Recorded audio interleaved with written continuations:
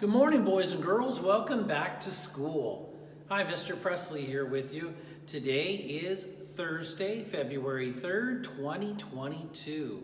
We're glad you're back with us for a day of learning. As we get started today, I'm just adding to our Black History Month some people that we want you to make sure that you know and recognize. Some of you already probably know. We talked a little bit about Barack Obama. Maybe you know about Amanda Gorman or Frederick Douglass or Harriet Tubman. We have two other people that I wanted to share with you. I'm going to bring this in. I'm just taping these up right now. Yeah, two other people that we're adding to our wall here. First of all, John Lewis. John Lewis was an activist in the civil rights movement, and he marched a lot with Dr. Martin Luther King Jr. He actually became a person in Congress. So John Lewis went from being an activist in the civil rights movement, joining Congress and being a representative, and he served for a long time. He recently passed away not too long ago, serving our country both as a civil rights activist and as a legislator for the United States Congress. Here it says, John Lewis, a lion of the civil rights movement. Lewis put his life on the line to fight racism. The beating he endured in 1965 by Alabama state troopers helped galvanize opposition to racial segregation.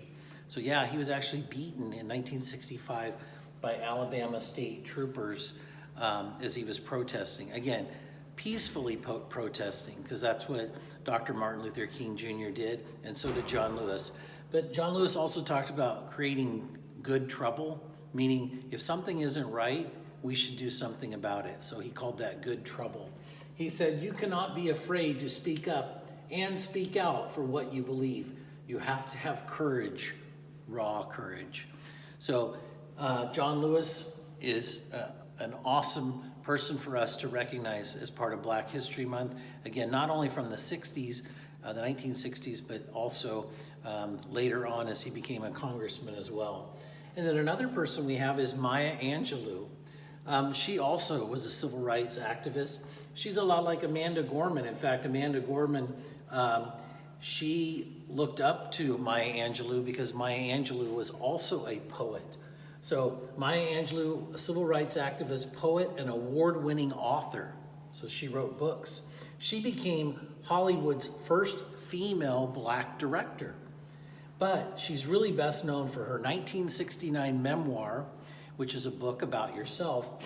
It was called I Know Why the Caged Bird Sings.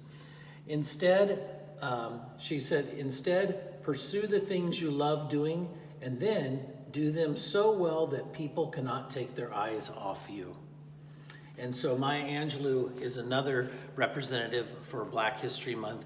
Again, her and Amanda Gorman are very similar in that they are poets and also great orators, speaking and speaking their truth and speaking for people who don't have maybe the same or equal rights as others, or people that have been oppressed in society.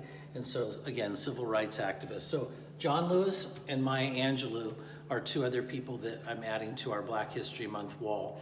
We'll add a few more each day. It's a great reminder for us of all of the contributions that Black African Americans have provided to our country's history and made our country an even better place to be. Hey, you know what? I've got our lunch menu today.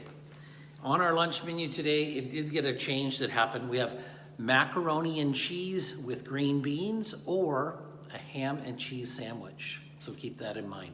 All right, boys and girls, as you start off on this awesome Thursday of learning, remember our problem-solving steps. When you have a problem, first say or name the problem without blame. Also then we want to do the T, which is think of solutions. And now we're talking about this week exploring the consequences.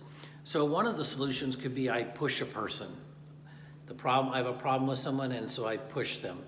Well, that's going to have consequences for me. So we want to think about the consequences and then which one to try that would be probably the best thing to do. So as you get started on your day, think of that.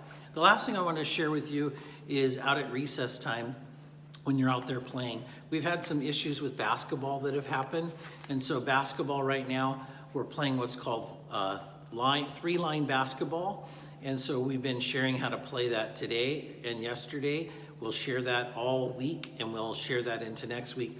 That's what we'll play when we want to play organized basketball.